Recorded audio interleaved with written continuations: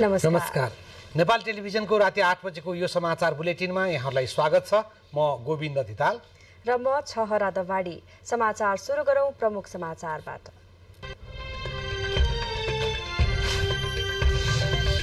ललिता निवास प्रकरण अनुसन्धानमा सीआईबीले जिल्ला सरकारी वकिलको कार्यालयमा प्रतिवेदन बुझायो। 4 मन्त्री सहित 220 जना विरुद्ध मुद्दा चलाउन राय। सुन प्रकरणका सम्बन्धमा उच्च स्तरीय छानबिन समिति गठन गर्ने सम्बन्धी कार्यदलको प्रस्ताव तयार। एमाले अध्यक्ष ओलीको अस्वस्थताका कारण शीर्ष नेताहरूको बैठक भोलि बस्ने। कोशी प्रदेशको नामाकरणदेखि सरकारको स्थायित्वको विषय निरन्तर विवादमा। संवैधानिक पदमा बस्नेहरूको गलत भूमिकाले गर्दा राजनीतिक सङ्कट आएको विश्लेषकहरूको भनाई।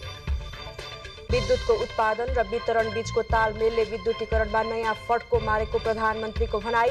विद्युत उत्पादनबाटै आत्मनिर्भर अर्थतन्त्र बनाउने प्रतिबद्धता। अमेरिकी मिलेनियम च्यालेन्ज कर्पोरेसन एमसीसीको सम्झौता भदौ 13 गतेबाट पूर्ण रूपमा लागू हुने। सम्झौतामा विद्युत प्रसारण लाइन र सडक निर्माण सम्बन्धी काम 5 वर्षभित्र सम्पन्न गर्नुपर्ने। 15 वर्षको निर्वासनपछि स्वदेश फर्कनुभएका थाइल्यान्डका पूर्व प्रधानमन्त्री सिनावात्रा फेरि पक्राउ परेसँगै उहाँका समर्थकहरूको चर्को विरोध।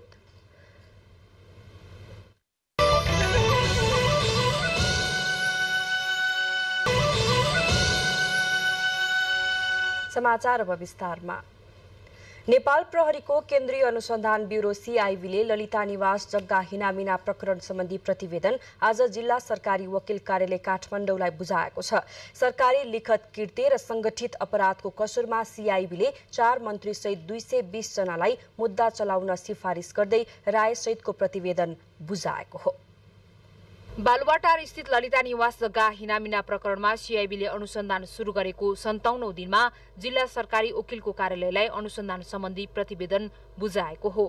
पटक पटक गरी ललिता निवासको 143 रोपनी जग्गा विभिन्न व्यक्तिका नाममा हडपिएको अनुसन्धान प्रतिवेदनमा उल्लेख छ।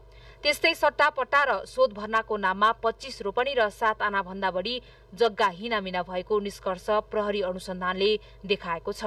प्रकरणमा सीआईबीले 4 जना पूर्व मन्त्री सहित 220 जनालाई प्रतिवादी बनाएर मुद्दा चलाउन कार्यालयलाई राय दिएको छ।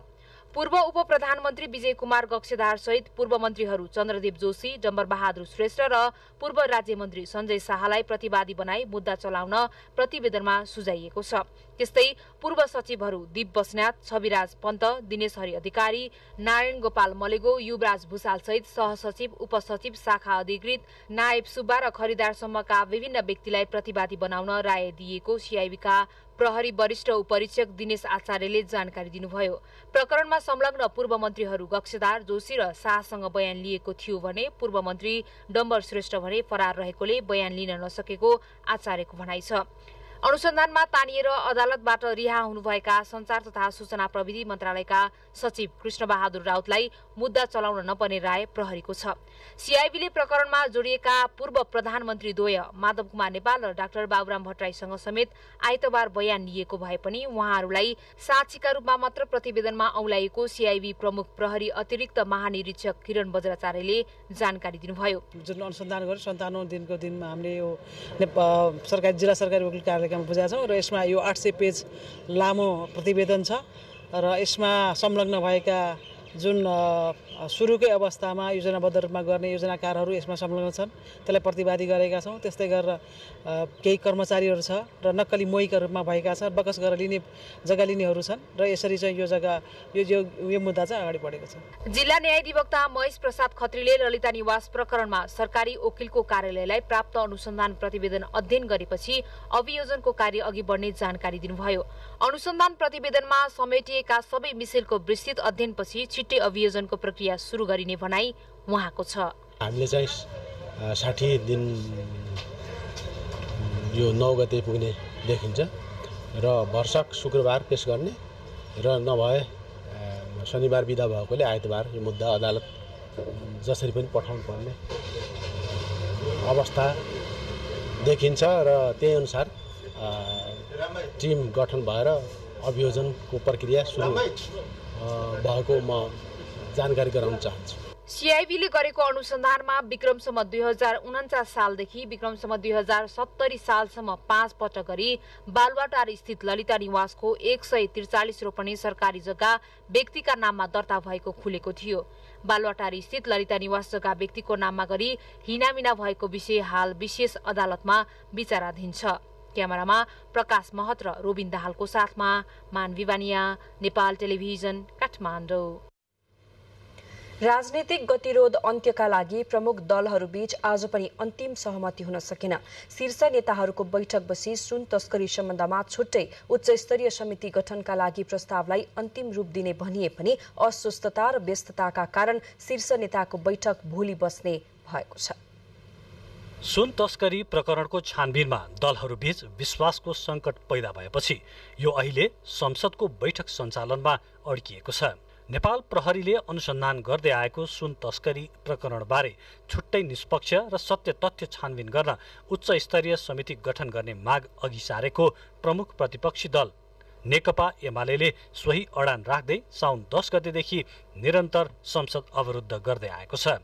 यस बीचमा राष्ट्रपति, प्रधानमन्त्री र सभामुख लगायत राजनीतिक उच्च नेतृत्वदेखि विभिन्न तहमा सहमतिका लागि बैठक र छलफलको पहल हुँदै आए पनि हालसम्म ठोस निष्कर्ष निस्किएको छैन। यसैबीच सोमबार राति सिंहदरबारमा अबेरसम्म बसेको सर्वदलीय बैठकले एक उच्च स्तरीय समिति बनाउने विषयमा सहमति गरेपछि संसदको गतिरोध अन्त्य हुने ठानिएको थियो। बैठकले समिति गठन र कार्यादेश तयार गर्न प्रमुख 3 दलका प्रतिनिधि सदस्य रहेको कार्यदल गठन गरे पनि त्यसले आफ्नो सुझाव पेश गरिसकेको छैन। कांग्रेसका रमेश लेखक, एमालेका सुभाष नेमाङ र माओवादीका हितराज पाण्डे सदस्य रहेको कार्यदलले उच्च स्तरीय समिति गठनका लागि प्रस्तावको खाका तयार पारे पनि शीर्ष नेताको बैठक नबसेपछि मंगलबार त्यो प्रस्ताव सार्वजनिक भएन। शपथ ग्रहण लगायत प्रतिपक्षी दलका अध्यक्ष केपी शर्मा ओलीको अस्वस्थताका कारण सहभागी हुन नसक्ने भएपछि शीर्ष बैठक बुधबारका लागि सारिएको छ। आज नेकपा एमालेका नेता मान्य केपी शर्मा ओलीजीलाई अलि सन्चो पनि रहेनछ। फोनमै उहाँसँग संवाद भयो र उहाँले चाहिँ के अझ छलफल गर्न बाँकी छ भन्ने कुरा गर्नुभयो र के छलफल गरेर मात्रै टुङ्ग्याउँ भनेर उहाँले भन्नुभएको हुनाले फेरि भोलि 11 बजे बस्ने गरेर आज हामी फर्केका छौँ। उच्च स्तरीय छानबिन समितिको कार्यविधिका सन्दर्भमा त्यसको टिओआर कस्तो बनाउने भनेर मस्यौदा तयार गर्नका लागि उहाँहरूलाई जिम्मेवारी दिएको थियो। 3 जना माननीयले त्यो काम पनि करिब पुरा गर्नुभएको छ र शीर्ष नेताहरूको बिचमा राखेर छलफल गराएर आज टुङ्ग्याउने कुरा थियो।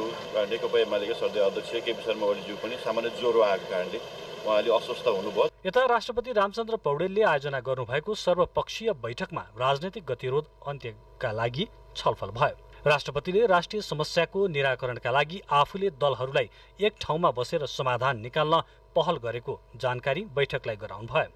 तर प्रमुख प्रतिपक्षी दल एमालेले भने राष्ट्रपतिले अनावश्यक चासो राखेको भनी बैठकमा आफ्नो उपस्थिति नै जनाएन। प्रमुख दलका राजनीतिक स्वार्थका कारण संसदलाई कोप भाजनमा पार्न नहुने स्वरहरू पनि स्वयं दलका प्रतिनिधिले उठाउन थालेका छन्। राष्ट्रिय स्वतन्त्र पार्टी र राष्ट्रिय प्रजातन्त्र पार्टीले संसदलाई बन्धक बनाउने प्रमुख दलको अडान गलत भएको जनाइसकेका छन्। सल्लाह गर्नु पनि चिजै केही छैन, यति सामान्य कुरा छ।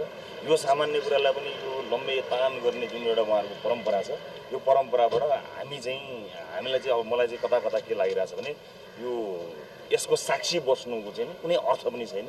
अब उहाँहरूले टुङ्गाउनु होला भनेर आफ्नो ढङ्गले अगाडि बढ्नुपर्छ कि भन्ने हामीलाई लागिरहेछ। यसैबीच मंगलबारका लागि तय गरिएको प्रतिनिधि सभाको बैठक बस्दै नबसी बुधबारका लागि सारिएको छ।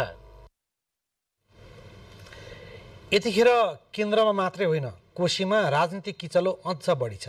कहिले नाम राख्ने विषय त कहिले सरकार परिवर्तनका लागि कोशी प्रदेशले लामो समयदेखि विवाद झेलिरहेको छ।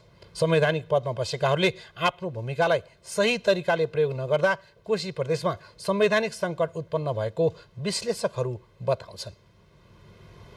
कोशी प्रदेश सरकारले विश्वासको मत लिएसँगै समग्र प्रक्रिया नै विवादमा परेको छ। सभामुख र उपसभामुखको अनुपस्थितिमा बैठकको अध्यक्षता गर्नुभएका अध्यक्ष मण्डलका सदस्य इस्रायल मन्सुरीले विश्वासको पक्षमा मतदान गर्नुभएपछि यो विवाद देखिएको हो। प्रदेशसभा सञ्चालनको अध्यक्षता गर्ने व्यक्तिले मत बराबरको अवस्थामा बाहेक पक्ष वा विपक्षमा मतदान गरेको विषय अहिले निकै चर्चामा छ। सभामुख वा सभाध्यक्ष गर्ने व्यक्तिले बराबर मत हुने अवस्थामा बाहेक मतदानमा सहभागी हुन नपाउने व्यवस्था संविधानले गरेको छ। तर विश्वासको मत लिने क्रममा बैठकको अध्यक्षता गर्नुभएका मन्सुरी नै मतदानमा सहभागी भएपछि यसले चर्चा पाएको हो। सभामुख बाबुराम गौतमले राजीनामा गरी सरकारमा सहभागी भएको अवस्थामा बैठक सञ्चालनको जिम्मेवारी उपसभामुख सिर्जना दनुवारले पाउनु भएको थियो। तर बिरामी भएको कारण जनाउँदै उपसभामुख र विभिन्न कारणले ज्येष्ठ सदस्यहरू उपस्थित हुन नसक्दा मन्सुरीले बैठक सञ्चालन गर्नु परेको थियो। प्रदेश सभा सरकार गठन र विघटनमा राजनैतिक दलहरूले आफ्नो सत्ता स्वार्थलाई बढी प्राथमिकता दिएकोले नयाँ घटना र परिघटना आइपरेको बुझाइ आम मानिसको छ। बहुमतको सरकार गठन हुने गणित कुनै दलसँग नभएको स्थितिमा सहमतिबाटै निकास खोज्नुपर्ने यथार्थ कोशी प्रदेशको छ।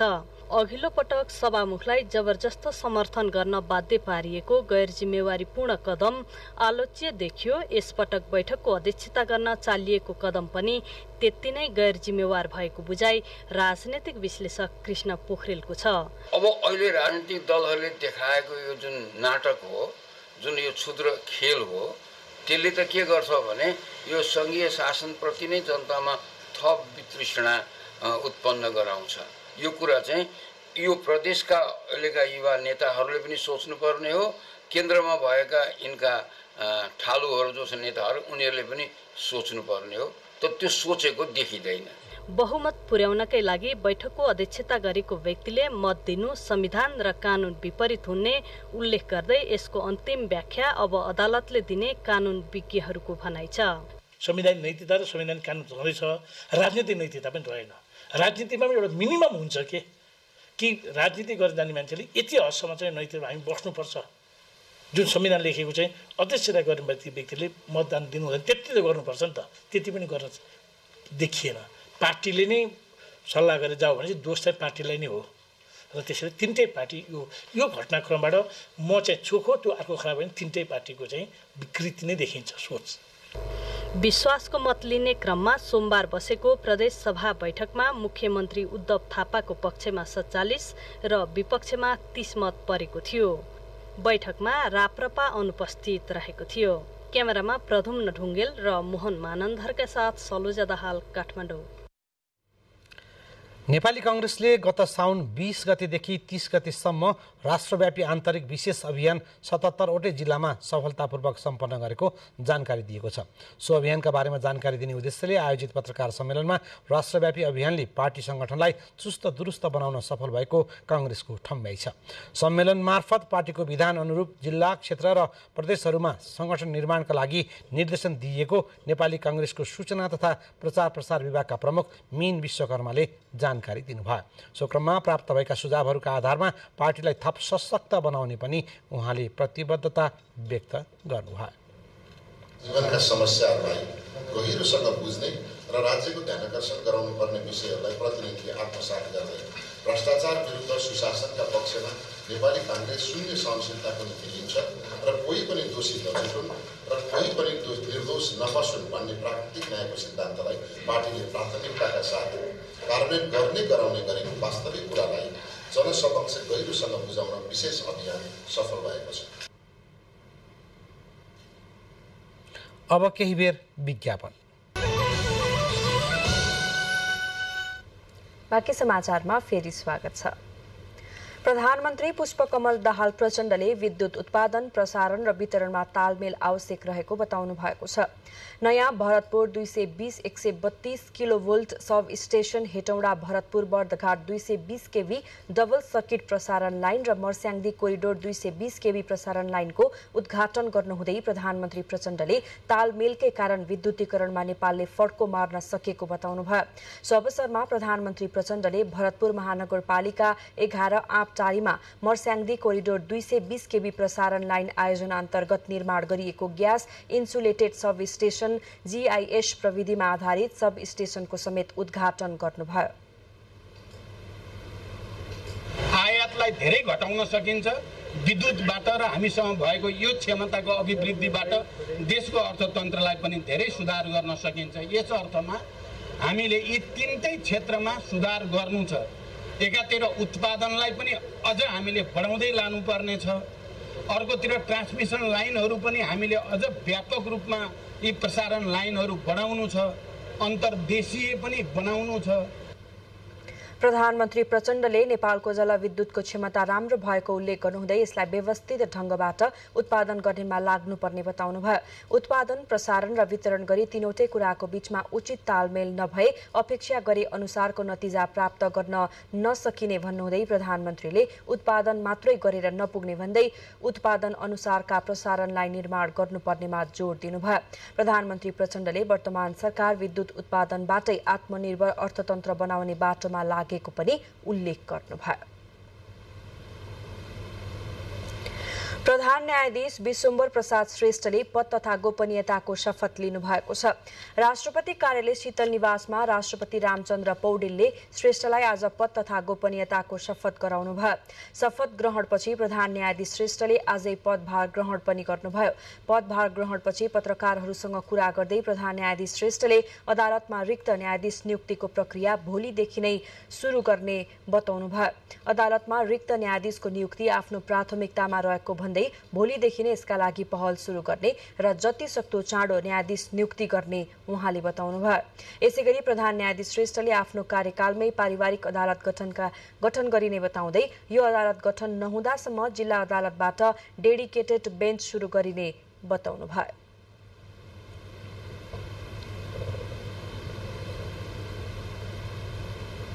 यहाँलाई म विश्वास दिलाउन चाहन्छु, म सायद न्यायाधीश नियुक्तिको प्रक्रिया छिटोभन्दा छिटो, अर्थात् म एक किसिमले भोलिदेखि नै औपचारिक अनौपचारिक रूपमा म प्रक्रिया थाल्ने र यसमा एउटा नतिजा निकाल्न सक्ने कार्यमा म लागिरहनेछु, लाग्दछु। म यहाँलाई आश्वस्त हुन अनुरोध गर्दछु। अब न्यायाधीशको नियुक्ति सम्बन्धी प्रक्रियाहरूलाई हामीले यो या त्यो बहानामा कसैले पनि ढिलो गर्नु उपयुक्त हुँदैन। चाँडो यसको निर्णय हुनु जरुरी छ। म न्याय परिषदको अध्यक्ष भएको नाताले पनि अझ मेरो काँधमा यसको जिम्मेवारी बढिरहने भएकोले मैले नै यसमा विशेष पहल गर्नुपर्ने, विशेष छलफल गर्नुपर्ने, सबैलाई समन्वय र ल्याएर एक ठाउँमा ल्याउनु पर्ने अनि बल्ल निरूपणको विषय हुन सक्ने जस्ताहरू कार्य मैले प्रारम्भ गरिहाल्नेछु। 2038 सालमा शाखा अधिकृतबाट सेवामा प्रवेश गर्नुभएका श्रेष्ठ 42 वर्षदेखि न्याय सेवामा हुनुहुन्छ। संसदीय सुनवाई समितिबाट अनुमोदन भएपछि राष्ट्रपति पौडेलले श्रेष्ठलाई हिजो प्रधान न्यायाधीशमा नियुक्त गर्नुभएको थियो। स्वास्थ्य मन्त्री मोहन बहादुर बस्नेतले औषधि बिक्री वितरणमा भएको बेथिति नियन्त्रणका लागि हदैसम्मको कठोर निर्णय लिने बताउनु भएको छ।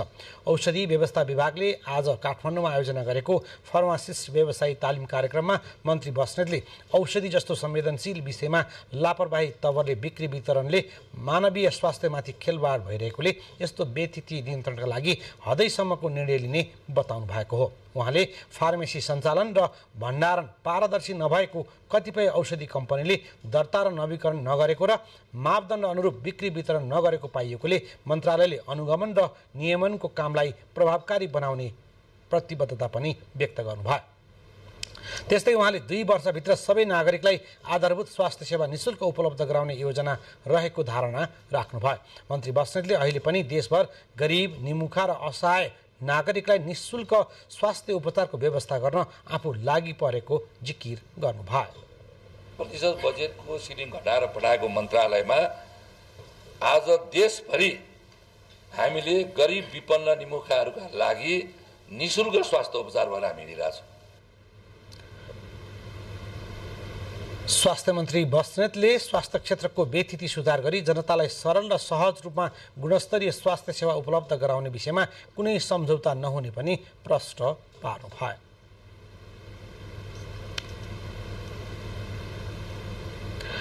भक्तपुर बाल सुधार गृह तोडफोड गरेर भागेका मध्ये 10 जना बालकहरू अझै भेटिएका छैनन्।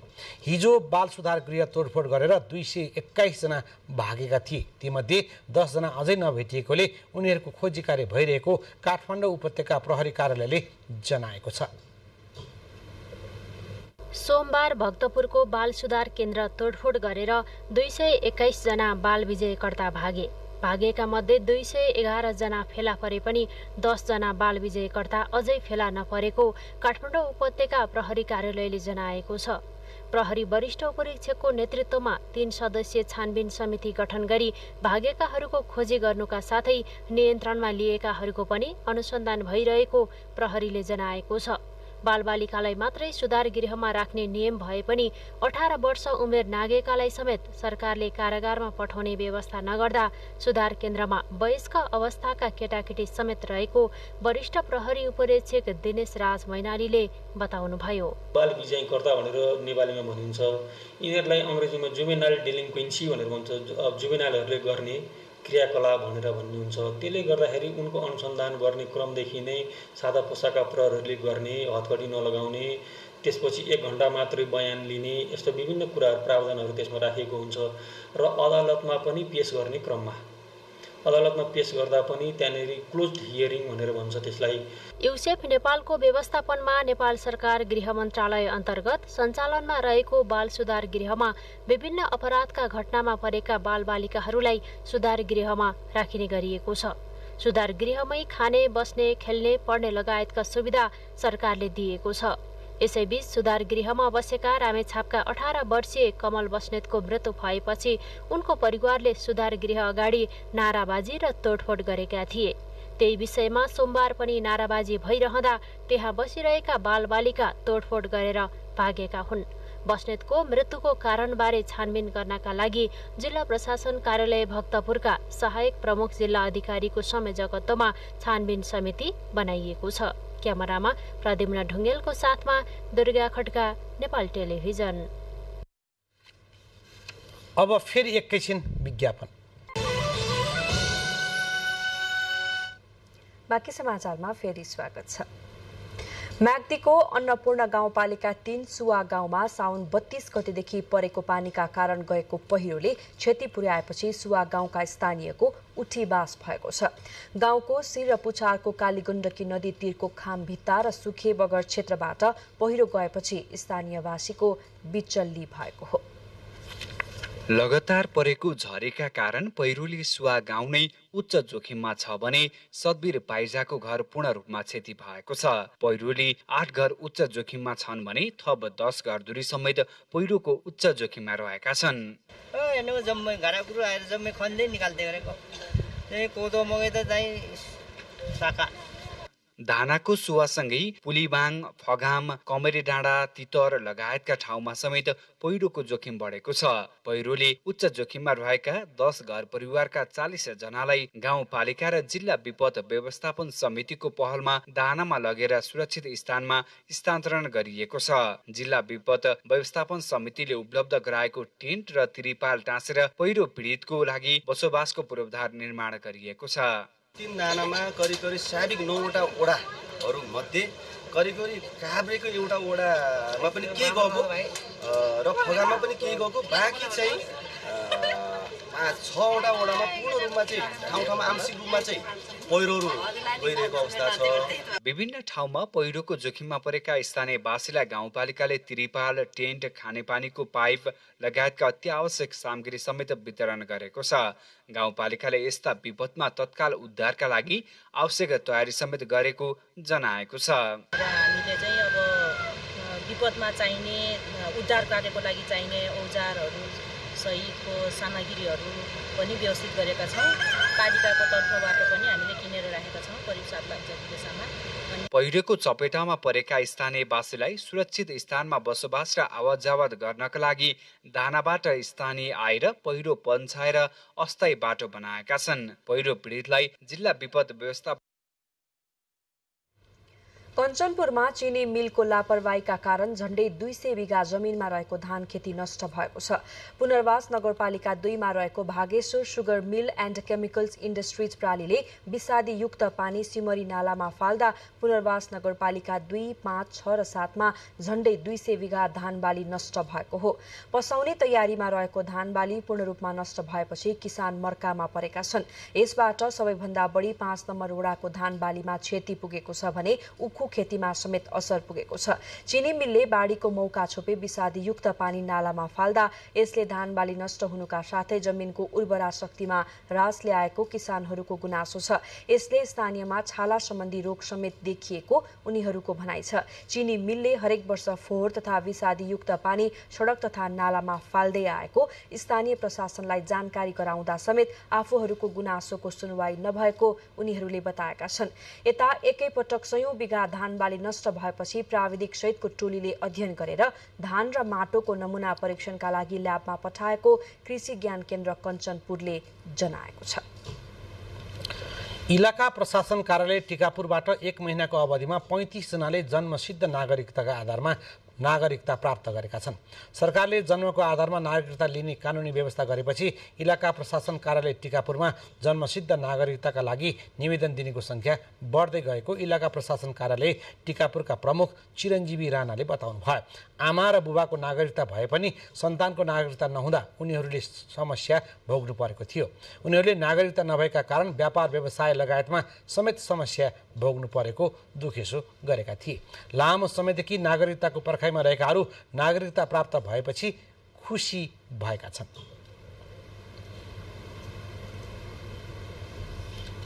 बुलेटिनमा समाचारहरूको सिलसिला जारी छ। यतिखेर भने प्रमुख समाचार एकपटक फेरि। ललिता निवास प्रकरण अनुसन्धानमा सिआइबीले जिल्ला सरकारी वकिलको कार्यालयमा प्रतिवेदन बुझायो। 4 मन्त्री सहित 220 जना विरुद्ध मुद्दा चलाउन राय। सुन प्रकरणका सम्बन्धमा उच्च स्तरीय छानबिन समिति गठन गर्ने सम्बन्धी कार्यदलको प्रस्ताव तयार। एमाले अध्यक्ष ओलीको अस्वस्थताका कारण शीर्ष नेताहरूको बैठक भोलि मात्रै बस्ने। कोशी प्रदेशको नामाकरणदेखि सरकारको स्थायित्वको विषय निरन्तर विवादमा। संवैधानिक पदमा बस्नेहरूको गलत भूमिकाले गर्दा कोशी प्रदेशमा राजनीतिक सङ्कट आएको विश्लेषकहरूको भनाई।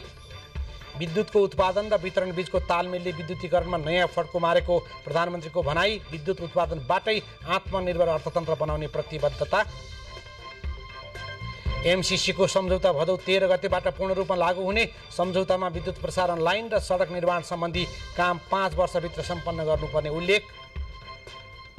15 वर्षको निर्वासनपछि स्वदेश फर्कनुभएका थाइल्यान्डका पूर्व प्रधानमन्त्री सिनावात्रा फेरि पक्राउ। स्वदेश फर्केकै दिनमा पक्राउ परेपछि उहाँका समर्थकहरूको चर्को विरोध। र 4 देश सम्मिलित महिला T20 आई सिरिज अन्तर्गत हङकङ विरुद्धको पहिलो खेलमा नेपाल विजयी। हङकङ विरुद्ध 5 विकेट लिएकी Sita Magar player of the match घोषित। संचार तथा सूचना प्रविधि मन्त्री रेखा शर्मासँग नेपालका लागि दक्षिण कोरियाका राजदूत पार्क तङयोङले शिष्टाचार भेट गर्नुभएको छ।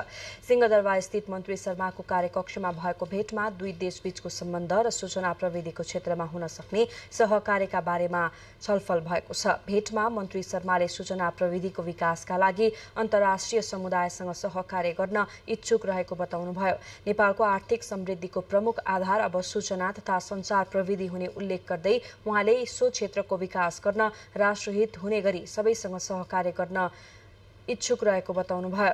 नेपाल सरकारले यो वर्षदेखि वार्षिक पुँजीगत बजेटको 1% आविष्कार र नवप्रवर्धनमा लगाउने घोषणा गरिसकेको भन्दै सूचना प्रविधिको विकासलाई आर्थिक समृद्धिको आधारको रूपमा लिन थालिएको समेत मन्त्री शर्माले बताउनुभयो। उहाँले भर्खरै मात्र साइबर सुरक्षा नीति जारी गरेको उल्लेख गर्दै चाँडै साइबर सुरक्षा केन्द्र स्थापना गर्ने तयारीमा रहेको बताउनुभयो। अहिले चलिरहेको डाटा सेन्टर स्थापनामा कोरियाले गरेको सहयोगको स्मरण र प्रशंसा गर्दै उहाँले यसलाई थप सुरक्षित र भरपर्दो बनाउन थालिएको जानकारी दिनुभयो। यस्तै कोरियाली राजदूतले नेपालले साइबर सुरक्षाका लागि पारित गरेको साइबर सुरक्षा नीति र पहल महत्वपूर्ण भएको बताउनुभयो।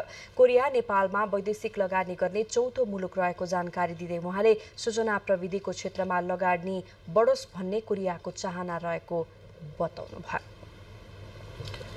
नेपाल पत्रकार महासंघ नेपाल टेलिभिजन प्रतिष्ठान शाखाले प्रदान गर्ने हेम सुनिल जोखिमपूर्ण टेलिभिजन पत्रकारिता पुरस्कारका लागि आवेदन आह्वान गरेको छ।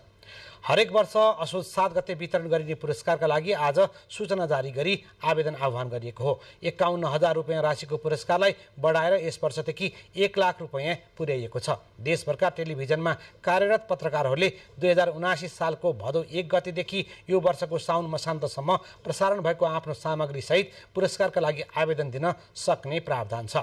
आवेदन भदौ 30 गतेसम्म दिन सकिने प्रतिष्ठान शाखाले जनाएको छ। नेपाल टेलिभिजनका पत्रकारद्वय हेम भण्डारी र सुनिल सिंहको समाचार सङ्कलनको क्रममा 2063 सालमा ताप्लेजुङको घुन्सामा भएको हेलिकप्टर दुर्घटनामा परि निधन भएको थियो। उहाँहरूको स्मृतिमा नेपाल पत्रकार महासंघ नेपाल टेलिभिजन प्रतिष्ठान शाखाले 2064 सालमा यो पुरस्कारको स्थापना गरी निरन्तर रूपमा जोखिमपूर्ण विषयवस्तु समेटिएका सामग्रीहरूमध्येबाट उत्कृष्टलाई हरेक वर्ष नगद पुरस्कार र सम्मानपत्र सहित पुरस्कृत गर्दै आएको छ। अब एउटा अन्तर्राष्ट्रिय प्रसङ्ग। थाइल्यान्डका पूर्व प्रधानमन्त्री थाक्सिन सिनावात्रा पुनः पक्राउ पर्नु भएको छ। 15 वर्षको निर्वासनपछि स्वदेश फर्कनुभएका सिनावात्रा स्वदेश फर्केकै दिनमा पक्राउ पर्नु भएको हो। देशमा नयाँ प्रधानमन्त्री चयन हुनुभन्दा केही घण्टा अगाडि मात्रै उहाँ स्वदेश पुग्नु भएको थियो। आफूमाथि राजनीतिक रूपमा प्रेरित भएर विभिन्न आपराधिक मुद्दा लगाएपछि निर्वासनमा जानुभएका नेता थाक्सिनलाई कमजोर बनाउन सैन्य विद्रोह र विवादास्पद अदालती मुद्दाको सहारा लिएको थियो। निर्वाचित नेता उहाँलाई राजपरिवारले पनि तिरस्कार गरेपछि उहाँ देश बाहिर जानु परेको थियो। उहाँ विरुद्ध 10 वटा आपराधिक मुद्दा लगाइएका थिए। दुबईबाट सिङ्गापुर हुँदै निजी जेटमा स्थानीय समयअनुसार बिहान 9 बजे राजधानी बैंककमा अवतरण गर्नुभएका उहाँको सयौं समर्थकले जय जयकार साथ स्वागत गरेका थिए। नेता सिनावात्राको दलको गढ मानिएको उत्तर पूर्वको सुरिन प्रान्तबाट रातभर यात्रा तय गरेर समर्थकहरू विमानस्थलमा पुगेका थिए। आफ्ना 2 छोरी र छोराको साथमा उहाँ विमानस्थलको टर्मिनलबाट छोटो समयको लागि निस्कनुभयो र राजा र रानीको तस्बिरमा श्रद्धाञ्जली अर्पण गर्नुभयो। त्यसपछि उहाँलाई सर्वोच्च अदालत लगिएको थियो। उहाँलाई लामो समयसम्म हिरासतमा नराखिने अपेक्षा गरिएको छ। आफ्ना नेता पक्राउ परेपछि सिनावात्राका समर्थकहरूले आक्रोश व्यक्त गरेका छन्। अब फेरि यो छोटो विज्ञापन।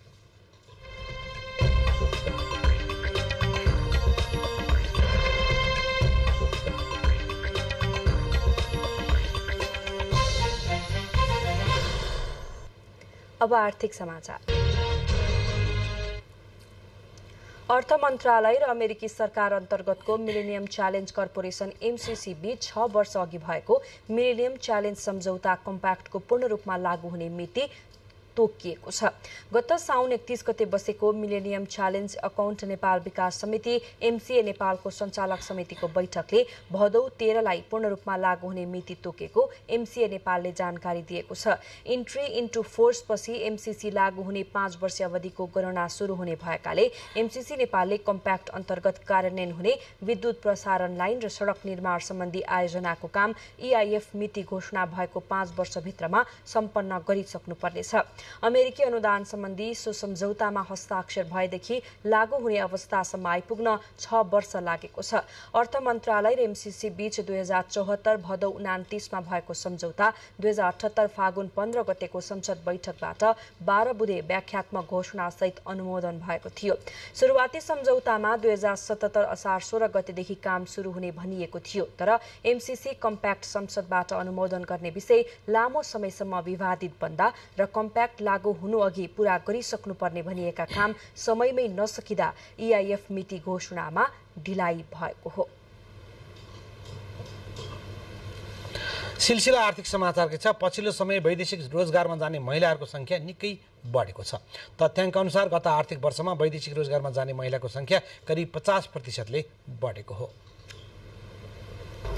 वैदेशिक रोजगारमा जाने महिलाको संख्या उल्लेखनीय वृद्धि भएको छ। वैदेशिक रोजगार विभागको तथ्याङ्क अनुसार गत आर्थिक वर्षमा 7,03,000 वैदेशिक रोजगारमा गएका मध्ये 72,134 महिला विभिन्न मुलुकमा वैदेशिक रोजगारीमा गएका छन्। अघिल्लो आर्थिक वर्षमा यो संख्या 43,000 रहेको थियो। कोरोना महामारीपछि आर्थिक मन्दीका कारण नेपालमा झनै रोजगारीको अवसर न्यून हुँदा दैनिक रोजीरोटी चलाउनकै लागि वैदेशिक रोजगारमा महिलाहरू जाने गरेको विभागले जनाएको छ। स्वदेशमै रोजगारी वृद्धिका लागि औद्योगिक क्षेत्रको विकास, पर्यटन क्षेत्रको विकास तथा पूर्वाधार विकासलाई विशेष जोड दिन आवश्यक रहेको विभागको भनाइ छ। महिलाहरूको हकमा चाहिँ एकदमै डिसिप्लिन रूपमा काम गरेको, अनेस्ट भएको, पुरा समय काम गरेको र त्यसमा चाहिँ डेडिकेसन भएको भन्ने चाहिँ छ। यद्यपि त्यो पुरुषमा पनि उत्तिकै छ, तर महिलाको हकमा ठ्याक्कै स्पेसिफिक भनेरै त्यस्तो गुनासो आएको छैन। कम्युनिकेसन स्किल र अलिकति स्किलमा चाहिँ दक्षता कमी भएको गुनासो चाहिँ प्रशस्त रूपमा सुनिन्छ। नेपालले महिलाहरूलाई घरेलु कामदारका रूपमा जोर्डनमा मात्र पठाउने गरेको छ भने अन्य मुलुकमा सिप र दक्षताको आधारमा जाने गरेको पाइएको छ। यसैगरी वैदेशिक रोजगारमा जाने महिलाहरूमध्ये सबैभन्दा बढी 15% युएईमा जाने गरेका छन्। नेपालले विश्वका 111 मुलुकमा वैदेशिक रोजगारका लागि खुल्ला गरेको छ भने अन्य 178 मुलुकमा पनि व्यक्तिगत रूपमा कामदार जाने गरेका छन्। क्यामेरामा ध्रुव थापाका साथ पवन वर्षा शाह, नेपाल टेलिभिजन, काठमाडौँ। अब खेलकुद समाचार।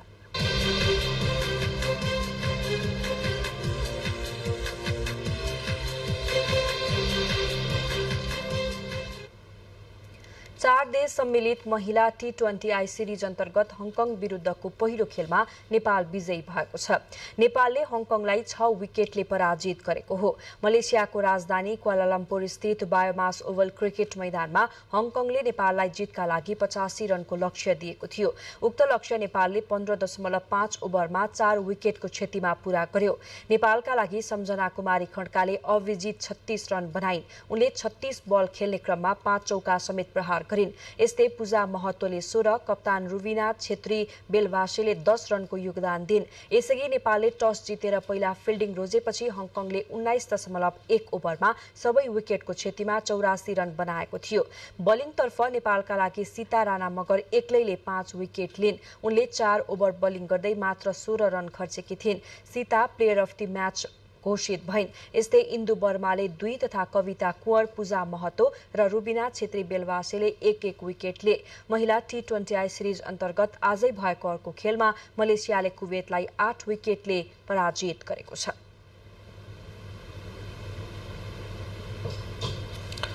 राष्ट्रपति रामचन्द्र पौडेलले एसिया कप क्रिकेट प्रतियोगितामा भाग लिन पाकिस्तान जान लागेको नेपाली राष्ट्रिय क्रिकेट टोलीलाई सफलताका लागि शुभकामना दिनुभएको छ।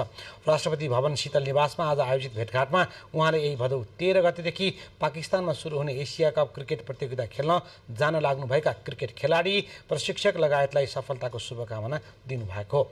नेपालमा क्रिकेटप्रतिको बढ्दो आकर्षण र यस खेलमा पछिल्लो समय हासिल गरेको प्रगतिले सम्पूर्ण नेपालीलाई उत्साहित बनाएको उल्लेख गर्नुहुँदै राष्ट्रपति पौडेलले यसलाई अझ परिणाममुखी बनाउन सरकारले खेल जगतका लागि स्वदेशमा उपयुक्त अवसर र पूर्वाधार निर्माण गरी प्रशिक्षण तथा प्रतियोगितालाई तीव्रता दिनुपर्ने बताउनुभयो। नेपाली राष्ट्रिय क्रिकेट टिमका कप्तान रोहित पौडेलले एसिया कपमा आफूहरूले उत्कृष्ट खेल प्रदर्शन गर्ने बताउनु भएको छ। एसिया कपमा सहभागी हुन पाकिस्तान जानुअघि आज काठमाडौँमा आयोजित पत्रकार सम्मेलनमा कप्तान रोहितले एसिया कपको नतिजा आफ्नो नियन्त्रणमा नरहे पनि उत्कृष्ट खेल प्रदर्शन गर्नेमा ध्यान केन्द्रित गर्ने बताउनु भएको हो। भारत र पाकिस्तानसँगको खेललाई विश्वलाई हेर्ने भएकोले आफूहरूले कुनै कमजोरी नदोहोर्याउने उहाँले बताउनु भयो। टोलीका सदस्य सन्दीप लामिछाने तत्काल पाकिस्तान नजाने विषयमा उहाँले सन्दीपको स्थान अब कसैले लिन नसक्ने भन्दै एसिया कपमा सहभागी हुने विश्वास व्यक्त गर्नुभयो। त्यस्तै राष्ट्रिय क्रिकेटका मुख्य प्रशिक्षक मोन्टी देसाईले प्रत्येक खेलमा टिमलाई उत्कृष्ट नतिजा निकाल्न टिमका प्रत्येक सदस्यहरूको भूमिका महत्त्वपूर्ण रहेको बताउनु भयो। Financial budgets we get, we are trying to make the most of it. There was a support which was given to us to extend after emerging cup to play a few more matches against the first class teams in Sri Lanka. Okay, so that is a progress for me. My expectations to our Nepali fans is support just the way you guys supported us in TU ground. Same way. Okay, because there is sweat put in place, there is hard work put in place. You want quick fix, quick results, not gonna come. Patience and trust. We are trying to build something together. मुख्य प्रशिक्षक देसाईले खेलाडीले 5 महिना indoor प्रशिक्षण गरेको र एउटा मात्र बलिङ मेसिन मार्फत पुरानो बलले अभ्यास गरेको बताउनु भयो। खेल अवधिभर खेलका लागि लड्नुपर्ने उहाँको भनाइ छ। एसिया कप क्रिकेट पाकिस्तान र श्रीलङ्कामा हुँदैछ। नेपाल घरेलु टोली पाकिस्तान र भारतको समूहमा रहेको छ, जसले गर्दा नेपालले पाकिस्तानसँग, पाकिस्तानमा र भारतसँग श्रीलङ्कामा खेल्नेछ।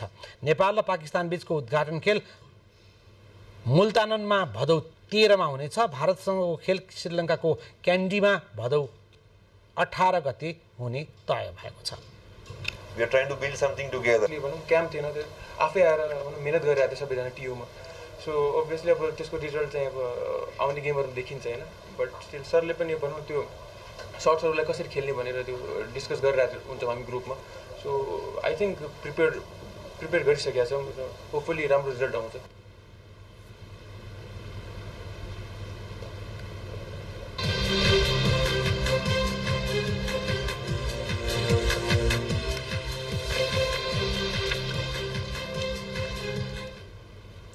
अब मौसम सम्बन्धी जानकारी। देशभर आज राति सामान्य बदली रही गण्डकी, लुम्बिनी, कर्णाली र सुदूरपश्चिम प्रदेशका केही स्थानहरूमा तथा बाँकी प्रदेशका थोरै स्थानमा मेघ गर्जनसहित हल्कादेखि मध्यम वर्षाको सम्भावना छ।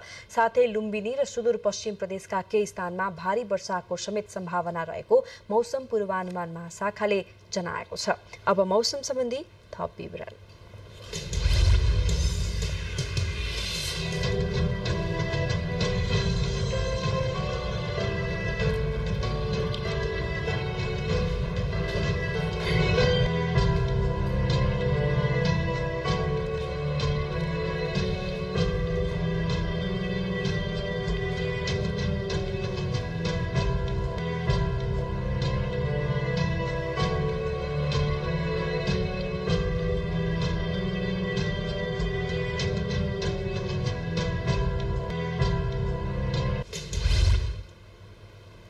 बुलेटिनको अन्त्यमा प्रमुख समाचार फेरि एकपटक। ललिता निवास प्रकरण अनुसन्धानमा सीआईबीले जिल्ला सरकारी वकिलको कार्यालयमा प्रतिवेदन बुझायो। 4 मन्त्रीसहित 220 जना विरुद्ध मुद्दा चलाउन राय। सुन प्रकरणका सम्बन्धमा उच्च स्तरीय छानबिन समिति गठन गर्ने सम्बन्धी कार्यदलको प्रस्ताव तयार। एमाले अध्यक्ष ओलीको अस्वस्थताका कारण शीर्ष नेताहरूको बैठक भोलि बस्ने। कोशी प्रदेशको नामाकरणदेखि सरकारको स्थायित्वको विषय निरन्तर विवादमा। संवैधानिक पदमा बस्नेहरूको गलत भूमिकाले गर्दा राजनीतिक सङ्कट आएको विश्लेषकहरूको भनाइ। विद्युतको उत्पादन र वितरण बीचको तालमेलले विद्युतीकरणमा नयाँ फड्को मारेको प्रधानमन्त्रीको भनाइ। विद्युत उत्पादनबाटै आत्मनिर्भर अर्थतन्त्र बनाउने प्रतिबद्धता। एमसीसीको सम्झौता भदौ 13 गतेबाट पूर्ण रूपमा लागू हुने। सम्झौतामा विद्युत प्रसारण लाइन र सडक निर्माण सम्बन्धी काम 5 वर्षभित्र सम्पन्न गर्नै पर्ने उल्लेख। 15 वर्षको निर्वासनपछि स्वदेश फर्कनुभएका थाइल्याण्डका पूर्व प्रधानमन्त्री सिनावात्रा फेरि पक्राउ। स्वदेश फर्केकै दिनमा पक्राउ परेपछि उहाँका समर्थकहरूको चर्को विरोध। र 4 देश सम्मिलित महिला T20I सिरिज अन्तर्गत हङकङ विरुद्धको पहिलो खेलमा नेपाल विजयी। हङकङ विरुद्ध 5 विकेट लिएकी Sita Magar player of the match घोषित। हवस् त, अहिलेलाई समाचारको सिलसिला यति नै। नेपाल टेलिभिजन हेर्दै गर्नुहोला। नमस्कार।